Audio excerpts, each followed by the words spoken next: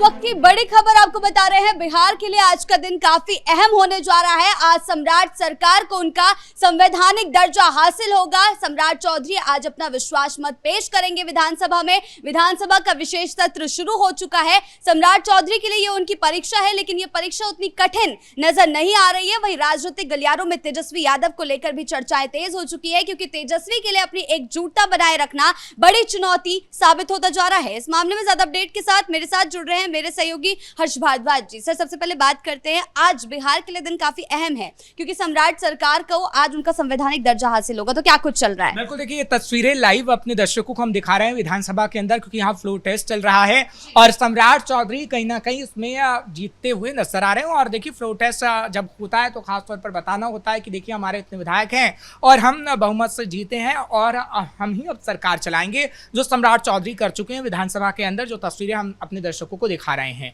ठीक है। लेकिन सम्राट चौधरी की अगर बात करें तो सम्राट चौधरी ने कहीं ना कहीं जनता का विश्वास जीता है। हालांकि ये नहीं कहा जा सकता कि सम्राट चौधरी के नाम पर ही वोट मिले थे, नीतीश कुमार के नाम पर वोट जरूर मिले थे, लेकिन सम्राट चौधरी को तमाम विधायकों ने पहले चुना। विधायक दल की ये मीटिंग हुई, विधायक दल का सर्वोपरि उन्हें माना गया और उसके बाद सीएम फेस अनाउंस कर दिया गया। जब पिछले दिनों हमने देखा था कि शिवराज सिंह चौहान की तरफ से अनाउंस किया गया कि सम्राट चौधरी ही अब सीएम बन रहे हैं। तो आप ये कह सकते हैं कि तमाम विधायक इतने हैं बीजेपी के पास और जेडीयू के पास, यानी पूरे एनडीए गठबंधन के पास, कि वो फ्लोर टेस्ट आसानी से पास कर सकते हैं। और इस वक्त विधानसभा में वही हो रहा है, यानी फ्लोर टेस्ट पास ही समझिए पास हो चुका है।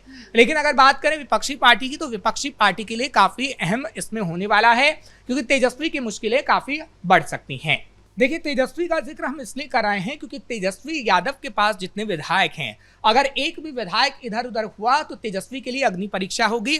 और तेजस्वी का जब हम देख रहे हैं कि एक तरफ फ्लोर टेस्ट हो रहा है और सम्राट चौधरी उसमें पास होते हुए नजर आ रहे हैं, तो तेजस्वी यादव फेल हो जाएंगे, क्योंकि तेजस्वी यादव इस वक्त सबसे बड़े विपक्ष के नेता बिहार के अंदर हैं, नेता प्रतिपक्ष के तौर पर मजबूती के तौर पर हैं। लेकिन अभी एक भी विधायक अगर एनडीए में शामिल होता है तो नेता प्रतिपक्ष की कुर्सी चली जाएगी और इस फ्लोर टेस्ट के दौरान ही तेजस्वी यादव की नाक कटती हुई नजर आएगी। तो तेजस्वी यादव के लिए इस विधानसभा में अग्नि परीक्षा मानी जा रही है, क्योंकि 12 फरवरी 2024 की वो तारीख आपको याद होगी जब हमने देखा था कि किस तरीके से तेजस्वी के विधायकों ने, यानी आरजेडी के विधायकों ने एनडीए का दामन थाम लिया था और तेजस्वी की कितनी किरकिरी हुई थी।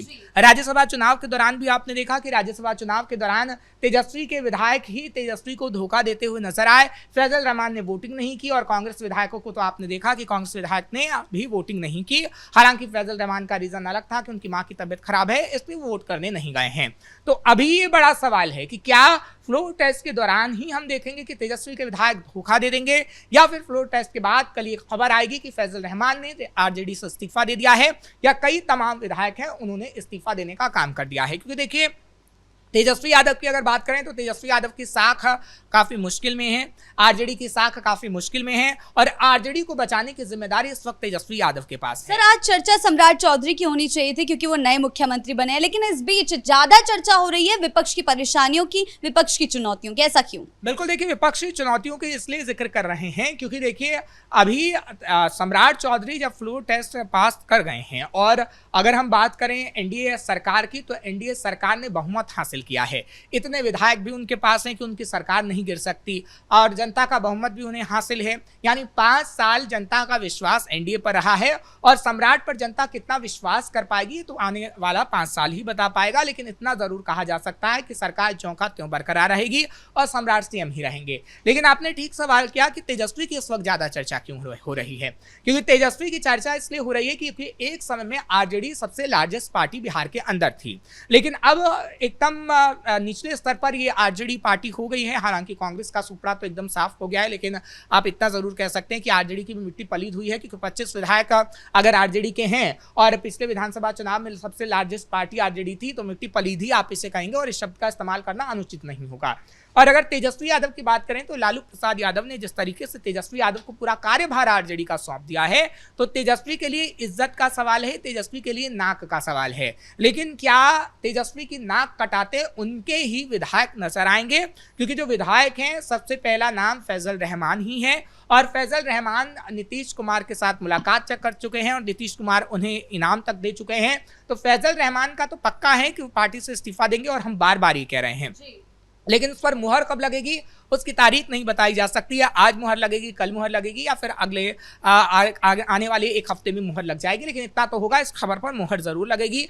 लेकिन तेजस्वी के कई और विधायक तो पाला नहीं बदलेंगे, ये बड़ा सवाल है, क्योंकि 12 फरवरी 2024 के अंदर हमने देखा था कि तकरीबन 6 विधायक ऐसे थे जिन्होंने एनडीए में अपना जाना बेहतर समझा, और एनडीए किस तरीके से मजबूती के साथ बिहार में था उसकी तस्वीरें सबने देखी थी। लेकिन इस वक्त जब 2025 के अंदर विधानसभा चुनाव हुआ और आरजेडी की मिट्टी पलीत हो गई, सिर्फ 25 विधायक ही रह गए, तो अब कहीं ना कहीं तेजस्वी के पास अपने विधायकों को बचाने की चुनौती है कि कैसे वो अपने विधायकों को एकजुट रख पाएंगे। क्योंकि देखिए, अगर अपने विधायकों को उन्होंने एकजुट रखना होता तो शायद फैजल रहमान पर कार्रवाई की वो बात ना कहते, जबकि हमने मीडिया के सामने तेजस्वी यादव को देखा है कि किस तरीके से फैजल रहमान के लिए उन्होंने इन शब्दों का इस्तेमाल किया कि कोई भी नेता होगा हम उस पर कार्रवाई करेंगे। लेकिन क्या कार्रवाई आरजेडी की तरफ से की गई? नहीं की गई, क्योंकि तेजस्वी यादव की अगर बात करें, तेजस्वी यादव के पास अभी उतनी क्षमता ही नहीं है कि खास तौर पर वो फैजल रहमान के खिलाफ कार्रवाई कर पाए, क्योंकि फैजल रहमान के खिलाफ कार्रवाई की गई तो उनकी कुर्सी खिसक गई नेता प्रतिपक्ष की,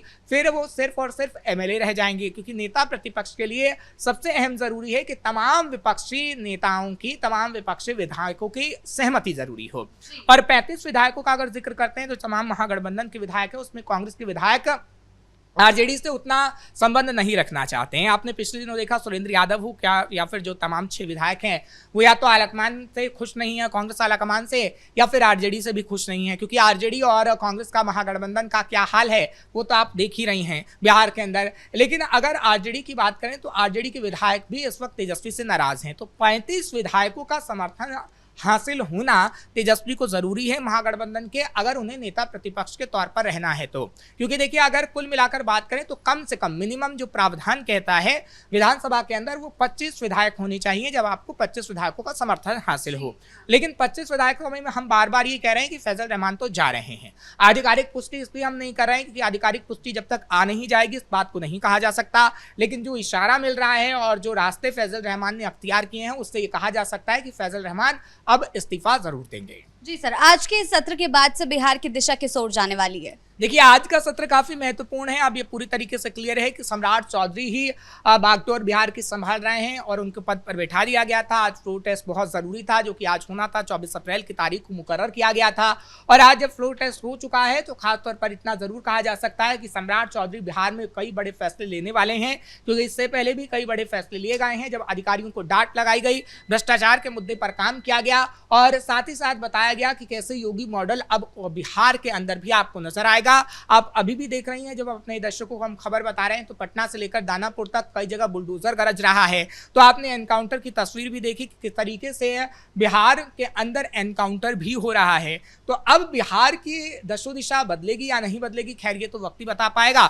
लेकिन हाँ, अब जो तस्वीरें सामने आ रही हैं वो इशारा जरूर कर रही हैं कि सम्राट चौधरी कहीं ना कहीं बिहार की तस्वीर को बदल देंगे। क्योंकि देखिए, वादे तो हर कोई करता है। लालू प्रसाद यादव की तरफ से वादा किया गया था, लालू प्रसाद यादव ने तो सिर्फ भ्रष्टाचार किया, लालू प्रसाद यादव ने बिहार में सिर्फ जंगल राज कायम करने का काम किया, लालू प्रसाद यादव ने शाहबुद्दीन जैसे लोगों को चाय पिलाने का काम किया। हाँ, फिर नीतीश कुमार आए 2005 में और जंगल राज का मुद्दा उठाया। उतना जरूर हमने देखा कि किसी को बीच रोड से अपहरण नहीं कर लिया गया नीतीश की सरकार में, लेकिन अपराध उतना कम नहीं हुआ जितना नीतीश बाबू ने वादा किया था। लेकिन अब सम्राट चौधरी सीएम बन गए हैं बिहार में। तो सम्राट चौधरी का जो व्यक्तित्व है वो इसलिए जाने जाते हैं क्योंकि वो अपने अंदाज में जब काम करते हैं तो अपराधी खौफ खाते हैं, और इसलिए कहा जा रहा है कि सम्राट चौधरी का काम जब शुरू हो चुका है बिहार के मुख्यमंत्री के तौर पर तो वो सारी चीजें जो बिहार में अव्यवस्थित थी वो व्यवस्थित हो जाएंगी। लेकिन सवाल फिर वही उठ जाता है कि क्या इन 5 सालों में बिहार की दशो दिशा बदलेगी?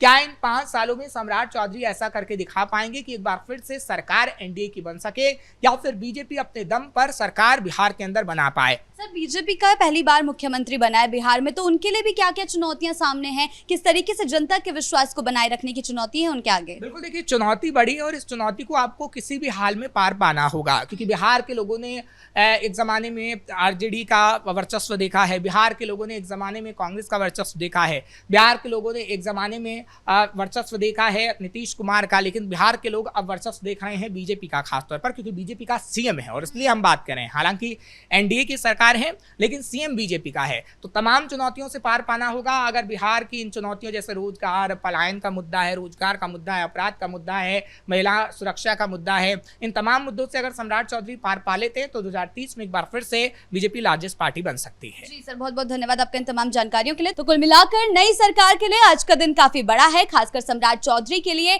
बीजेपी और एनडीए के सामने कई चुनौतियां हैं, लेकिन उसको पार पाने के लिए सम्राट सरकार अब आगे चलकर किस नीति के साथ, किस रणनीति के साथ काम करती है, ये देखना दिलचस्प रहेगा। ब्रेकिंग न्यूज में फिलहाल मेरे साथ इतना ही। कैमरा पर्सन राजकुमार के साथ मैं शिवानी रतूड़ी, कैपिटल टीवी बिहार।